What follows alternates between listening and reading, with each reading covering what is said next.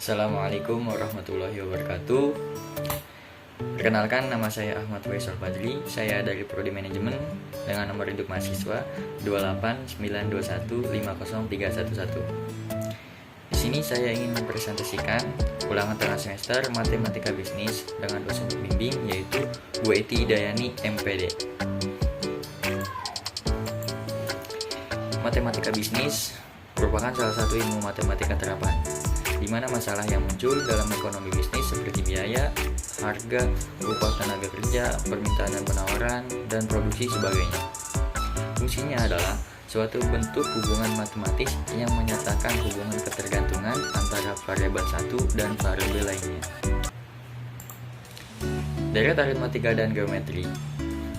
Pengertiannya adalah deret aritmatika yaitu penjumlahan suku-suku dari barisan aritmatika dengan rumus Sn sama dengan n per 2 kurung buka A plus UN kurung tutup, atau UN sama dengan A plus kurung buka n-1 kurung tutup B, dengan A suku pertama, B beda, N sama dengan 0, 1, 2, dan seterusnya.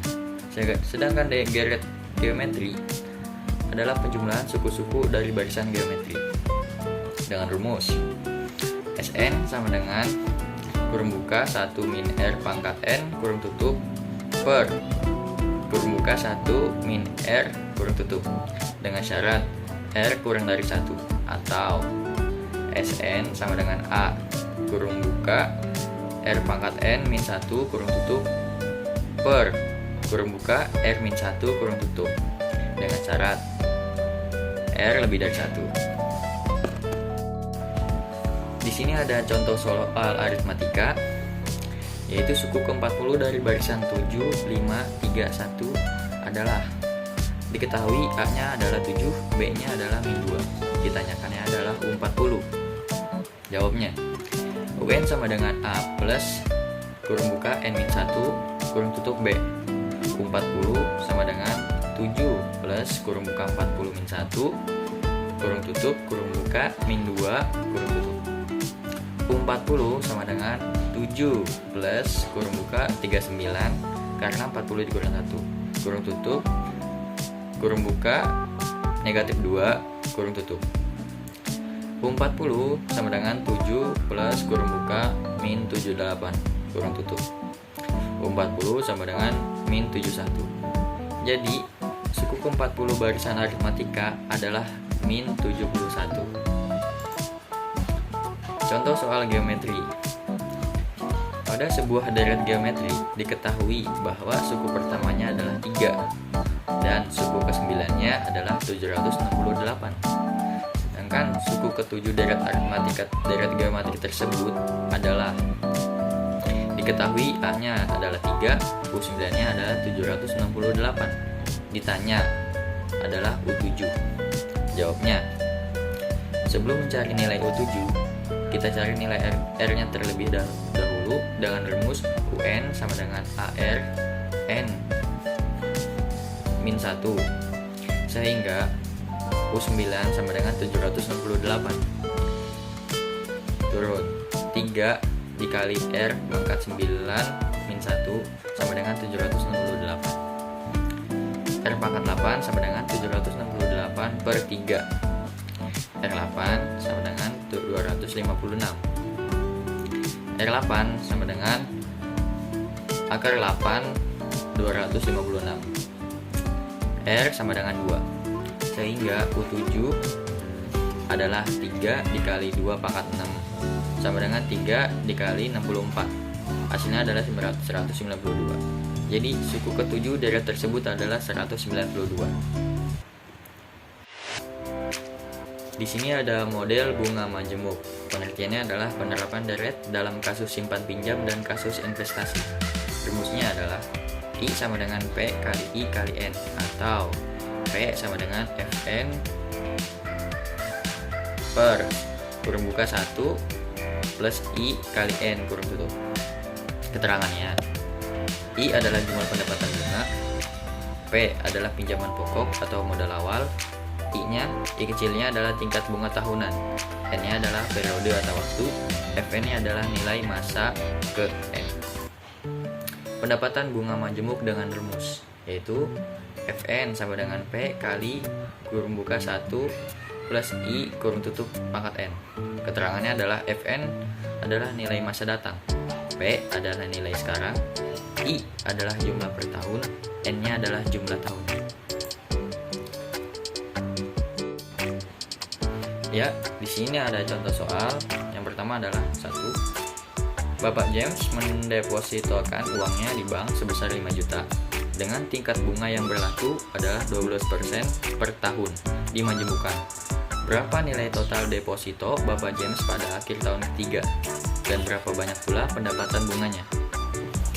Penyelesaiannya, diketahui P sama dengan 5 juta, I besar sama dengan 0,12, N-nya adalah 3. Yang ditanyakan adalah F3 dan I besar. Jawabnya adalah Fn sama dengan P kurung buka I besar kurang I1 I kecil pangkat A. F3 sama dengan 5 juta kurung buka 1 ditambah 0,12 kurung tutup pangkat 3 sama dengan 5 juta kurung buka 1 dikali 12 kurung tutup pangkat 3. Hasilnya adalah 7.024.640. I besarnya adalah 7.024.640 dikurang 5 juta. Jadi hasilnya adalah 2.024.640. Lanjut, di sini ada model pertumbuhan penduduk dan model bunga majemuk.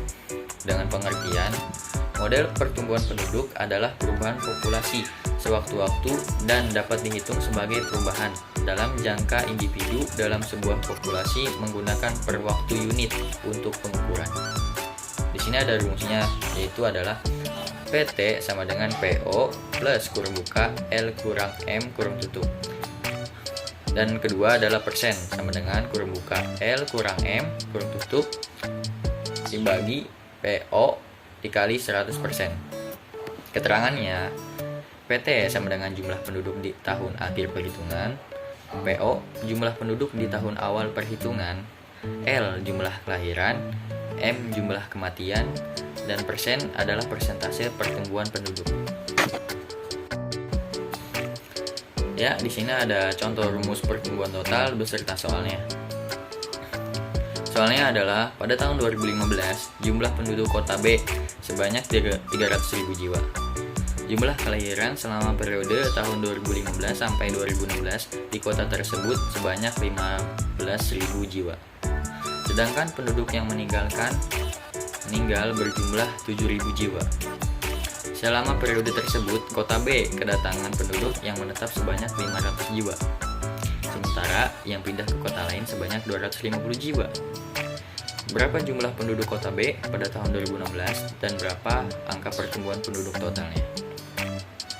Jawabnya, PT sama dengan PO sama dengan kurung buka L kurang M kurung tutup plus kurung buka I dikurang E kurung tutup sama dengan 300.000 ditambah kurung buka 15.000 dikurang 7.000 kurung tutup ditambah kurung buka 500 dikurang 250 kurung tutup sama dengan 300.000 ditambah 8.000 ditambah 250 sama dengan 308.250 jiwa.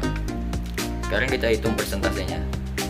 Persentase sama dengan kurung buka L kurang M kurung tutup ditambah kurung buka I min E kurung tutup bagi PO dikali 100%. Sama dengan kurung buka 15.000 dikurang 7.000 kurung tutup ditambah kurung buka 500 dikurang 250 kurung tutup dibagi 300.000 dikali 100%. Hasilnya adalah 8.000 ditambah 250 dibagi 300.000 dikali 100%. Sama dengan dikurung buka 8.250 dibagi 300.000 kurung tutup dikali 100%. Dengan hasilnya adalah 2,75%. Di sini ada fungsi permintaan, penawaran, dan keseimbangan pasar. Fungsi permintaan adalah suatu fungsi yang menunjukkan hubungan antara kuantitas barang dan jasa yang diminta konsumen dengan harga barang atau jasa tersebut. Di sini ada bentuk rumusnya, yaitu P sama dengan A min BQ, atau Q sama dengan A min BP dengan keterangan P yaitu harga barang per unit, Q jumlah barang yang diminta, A angka konstanta, B yaitu kemiringan atau gradien. Sedangkan fungsi penawaran yaitu suatu fungsi yang menunjukkan hubungan antara harga barang atau jasa yang ada di pasar dengan kuantitas penawaran yang ditawarkan oleh seorang konsumen. Dengan rumus P sama dengan A plus BQ atau I sama dengan A plus BP dengan keterangan yang sama. Di sini kita melihat ada contoh fungsi permintaan dan contoh fungsi penawaran. Soalnya 1. Contoh fungsi permintaan. Jika harga barang 50 per unit, maka jumlah permintaan adalah 10 unit. Dan jika harga barang 60 per unit, maka jumlah permintaan 8 unit. Tentukan persamaan fungsi permintaan. Diketahui P1 sama dengan 50, P2 sama dengan 60, Q1 sama dengan 10, Q2 sama dengan 8. Sehingga didapat P dikurang 50 per 60 dikurang 50 sama dengan Q dikurang 10 per 8 dikurang 10 sama dengan P dikurang 50 per 10 sama dengan Q dikurang 10 per min 2. Dilakukan perkalian silang. 2P 2 min 2 kurung buka P min 50 kurung tutup sama dengan 10 kurung buka Q dikurang 10 kurung tutup. Min 2P sama dengan 100 sama dengan 10Q min 100. Min 2P sama dengan 10Q dikurang 100 dikurang 100 sama dengan P sama dengan 10Q dikurang 200 per min 2. P sama dengan min 5Q plus 100. Jadi fungsi permintaannya adalah P sama dengan min 5Q plus 100. Contoh fungsi penawaran. Soalnya adalah jika pada saat harga 40.000 per unit, jumlah barang yang ditawarkan adalah 100 unit. Dan ketika harga 60.000 per unit, jumlah yang ditawarkan adalah 200 unit. Tentukan fungsi penawarannya. Diketahui P1 sama dengan 40, P2 sama dengan 60, Q1 sama dengan 100, dan Q2 sama dengan 200. Jawabnya adalah P1 sama dengan 40.000, P2 sama dengan 60.000, Q1 sama dengan 100, dan Q2 sama dengan 200. Rumusnya adalah P dikurang P1 per P2 dikurang P1 sama dengan Q dikurang Q1 per Q2 dikurang Q1 sama dengan P dikurang 40.000 per 60.000 dikurang 40.000 sama dengan Q dikurang 100 per 200 dikurang 100. Jadi hasilnya adalah P dikurang 40.000 per 20.000 sama dengan Q dikurang 100 per 100. Jadi lakukan perkalian silang. 100 kurung buka P min 40.000 kurung tutup sama dengan 20.000 kurung buka Q min 100 kurung tutup. 100 P dikurang 4 juta sama dengan 20.000 Q dikurang 2 juta. 100 P sama dengan 20.000 Q dikurang 2 juta ditambah 4 juta. 100 P sama dengan 20.000 Q plus 2 juta. Jadi P sama dengan 200 Q plus 20.000. Di sini ada keseimbangan pasar. Pengertiannya adalah yaitu sebuah kondisi di mana jumlah barang yang diminta sama dengan jumlah barang yang ditawarkan pada harga tertentu. Ada rumusnya yaitu QD sama dengan QS dengan keterangan QD adalah jumlah permintaan dan QS adalah jumlah penawaran. Sini ada lanjut pengaruh pajak dan subsidi terhadap keseimbangan pasar. Yang pertama ada pajak. Pajak yaitu iuran rakyat kepada kas negara berdasarkan UU dengan tiada mendapat jasa timbal balik yang langsung ditunjukkan dan digunakan untuk membayar pengeluaran umum. Jenis pajak antara lain adalah PPH yaitu pajak penghasilan atau PBB pajak bumi bangunan dan PPN atau pajak pertambahan nilai. Dan yang kedua adalah subsidi. Subsidi merupakan bantuan yang diberikan pemerintah kepada produsen sehingga harga yang ditawarkan sesuai dengan keinginan pemerintah dengan harga lebih murah daripada sebelumnya. Yang ketiga ada keseimbangan pasar atau equilibrium, yaitu keseimbangan pasar terjadi pada saat demand atau permintaan ketemu penawaran atau supply. Disebut harga keseimbangan adalah harga di mana pada harga tersebut telah terjadi keseimbangan jumlah barang yang dibeli dan dijual. Ya, mungkin itu saja yang saya dapat sampaikan. Mohon maaf bila ada kekurangan. Kurang lebihnya saya mohon maaf. Wabillahi taufiq wa hidayah. Wassalamualaikum warahmatullahi wabarakatuh.